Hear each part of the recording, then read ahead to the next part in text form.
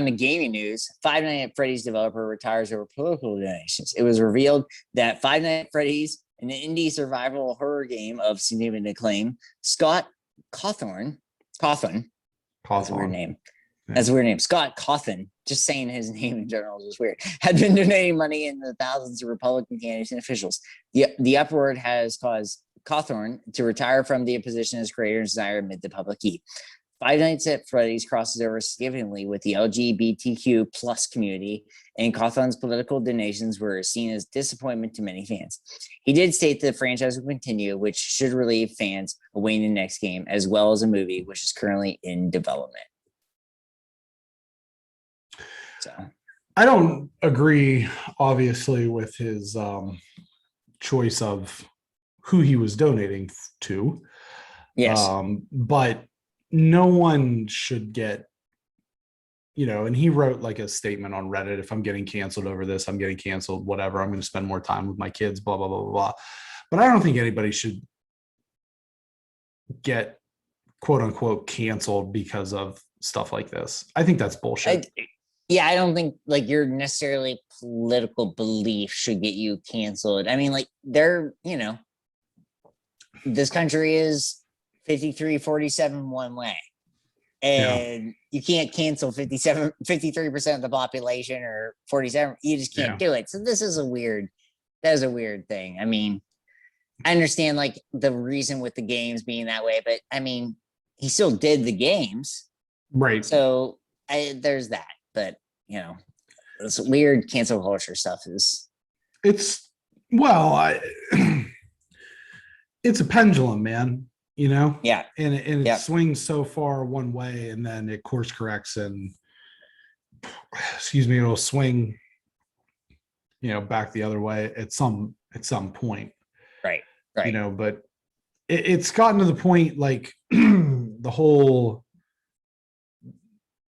you can't make a joke about anything, you can't, obviously people like Harvey Weinstein deserve to rot in prison for the rest of their lives, or worse, honestly, and other people as well. That's just the name that's on the tip of my tongue. But like political donations, and people are like raising the pitchforks and torches and coming for this guy like he's an ogre. I mean, there's plenty of sensible people who are Republicans.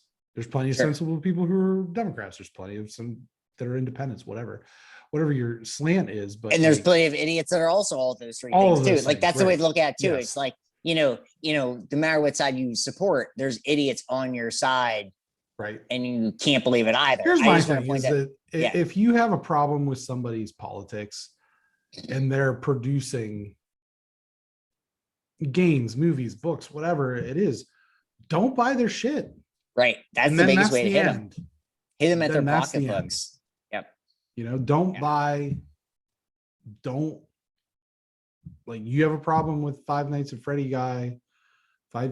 Freddy's guy donating to political things, don't give him the money to do so. Right. Yeah, and he can't do it. And then because he's got to feed his gaggle of children. This guy sounds like he's maybe a Mormon, because he's like, I'm going to spend more time with my 6 kids. And not drink coffee, I'm guessing. Who knows? I don't know. Moving on. Abandoned from Blue Box Games is turning into the biggest conspiracy in the gaming sector of the internet. When the game was shown in April, fans began to theorize the game was a Hideo Kojima game and or a Silent game, with rumors flying around for last year. Silent Hill game. I'm sorry, Silent Hill. I missed that. That's okay. Fault. We did it. It's all right. Flying around rumors for last year that Konami had given the Silent Hill license to Sony, as well as Kojima's history of bizarre teases, such as debut Metal Gear 5 as the Phantom Pain from Moby Dick Games in 2012. How the director of Abandoned, Hassan Kahraman, posted a video to Blue Box Games Twitter confirming he is a real person and the game itself is very real. Yeah, this is just kind of based on aesthetic. The game looks like a Silent Hill game. And there's like been this, nobody knows what Kojima's working on right now, and he has a history of this. And even after this dude posted a video of himself on Twitter today saying that, like, no, I'm a real person. I'm the director of this game. Nobody had ever heard of this studio before, really. And like people were like, no, it's just Kojima wearing a mask of this guy. It's like, stop. But the game it does look very Silent Hills-esque. And this just is like one of these weird stories that's kind of caught fire over the last couple months and everything. But the game looks good if you're into horror games. I am not, as we have documented that I'm pretty much a bitch and I don't play things like that. But I'm interested to just kind of keep an eye on this to see like where this story goes, because I think it potentially could be an interesting conclusion. Yeah, it definitely could be. I just like the fact that someone's like, I am a real person. Yeah, I like that a guy had to come out. That's and a really say funny. Yeah, right. It's just the mystique of Kojima or Kojima. Yeah. Yeah. It's just his mystique. Like, there's very few. Like most of the time with games, you're not on like a name basis with the people who make games. Very rarely. There's exceptions to the rule. Obviously, Miyamoto, the father of modern gaming with Mario and Zelda and such, and then some of the names at like Naughty Dog with Neil Druckmann, or Cory Barlog at Santa Monica, or Phil Spencer, Todd Howard, these different guys. But like Kojima is to the point where he's not only on a name basis, but he's on a first name basis. Right. He's like Kobe, LeBron, you know what I mean? Right. Like the rest of these guys are names that if you're into the industry, but like everybody knows Kojima because of Metal Gear, because of Silent Hills. Right. He's just one of those guys, and he's like if you really dig into him and his personality, he's such a weirdo that all of this is on the table. Like him telling this guy to go make a video, if this is really him, is on the table because of just how much of an oddball Kojima is. So it's just one of these things that I'm gonna like continue to kind of keep an eye on. I don't think that it's any of that, and I think that this is just like a witch hunt basically, but it's fun to speculate. It is fun. Nintendo of America president Doug Bowser. Which awesome. I was gonna say, that's why I paused. Yeah, that's incredible. 100%. Oh my God. The only thing that could have made more sense, or to make this better, is if his name would have been Mario Bowser. Mario Bowser would have just been incredible. Shed some light or not on a potential upgrade Nintendo Switch in a recent interview with the Washington Post. He said, in part, we're always looking at technology and how technology can enhance gameplay experiences. It's not technology for technology's sake, Bowser tells the Washington Post. It's how specifically can technology enhance a gameplay experience? And then where do you apply that technology? Do you want to apply it on current existing hardware or platforms, or do you want to wait for the next platform? And then that's the right gameplay experience with that. There's a host of factors that goes into it, and it's something we're always looking at. So this came from after E3, where there was speculation that they were going to show a beefed up Switch. And he says a whole lot of nothing here, but in my opinion, what he's saying is that they're not making that machine, that they're making maybe just whatever the next thing beyond Switch is, a Switch 2, whatever. But I think that is what is being said here, is they're not making, because like PlayStation and Xbox had a half step in the last generation. You had the PS4 Pro and the Xbox One X that was like a beefier, more powerful version of each thing. And a lot of people expected Nintendo to do that. Nintendo marches to the beat of their own drum. So it wouldn't surprise me if they did not follow that particular fad. It's like Ghost. No, I think somebody's, it's almost midnight here on the East Coast, and somebody's decided to rev their fucking Rebel Yell truck up for no reason, as they are wont to do. Sure. But I digress. I don't think they're making a 4K Switch. That's where I was going with that. Yeah, I don't think they're doing that either. It'll just be like a slightly upgraded version. EA teasing to a return to a dormant franchise. Fans around the interwebs are hoping for a return to the sci-fi horror series Dead Space, while others mention the Def Jam franchise, with a few even tossing NBA Street and snowboarding series SSX as possibilities. A Dead Space game may be unlikely, however, as the studio behind the game, Visceral Games, was shuttered by EA in 2017 while working on Uncharted games like Star Wars game held by Uncharted creator Amy Hennig, which would mean that the IP would have to be handed over to a new studio. Yeah, I don't think that we're getting Def Jam. They're not putting out rumors to bring back like Def Jam Fight for New York.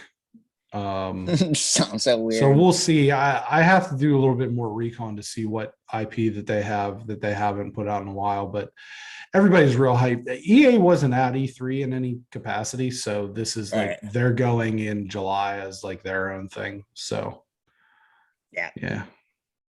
We'll see. I think Dead Space is likely. Okay, well that's cool. That'd be cool if Dead Space came back. N64 was released 25 years ago today. Any favorite N64 games? Obviously, that's as of recording, not of when this will really release. Right. So, Shadows of the Empire, GoldenEye, Perfect Dark, Mario 64, of course, Ocarina of Time, Majora's Mask.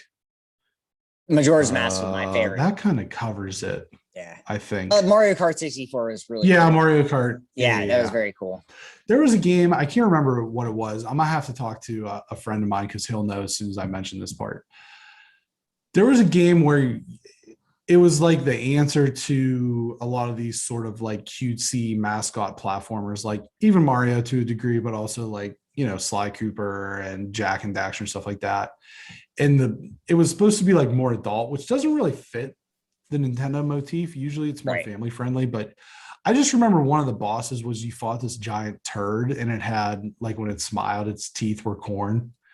I don't remember what that. I'm gonna have to look it up. I'll put it in the clarifications for next week. But Nintendo does platformers better than anybody. Yeah, for sure.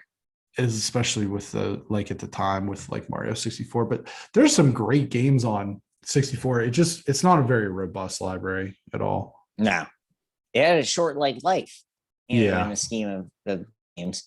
Madden 22 MVP cover will feature Brady and Mahomes, but not actual MVP Aaron Rodgers, and that's Tom Brady and Patrick Mahomes, which Patrick Mahomes I covered when he was in high school, just so people know.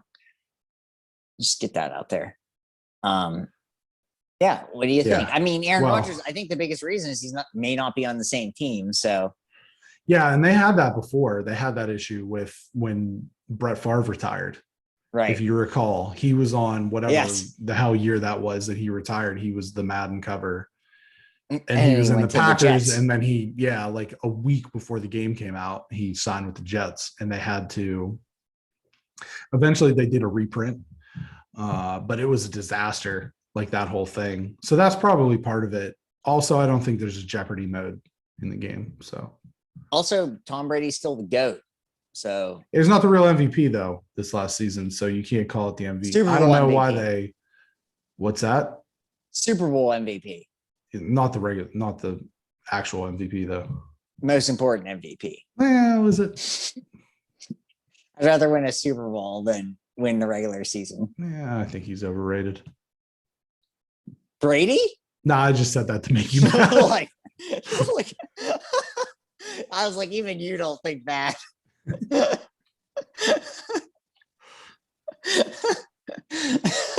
Jesus got me all flustered. Patrick is pretty good too. George R.R. Martin says his work on Elden Ring finished years ago. Go fuck yourself, George R.R. Martin. Yeah, that's what the RR stands for. It stands for go fuck yourself. I saw like a weird offshoot interview with him today where he was like, yeah, the end's going to be different than the TV show, but I feel like I kind of have to make it that way, basically. Yeah, you do, because that sucked, dude. Right. Yeah. Yeah. Yeah. Oh, man. Come on, fuck George. That guy. It's a bit heavy-handed.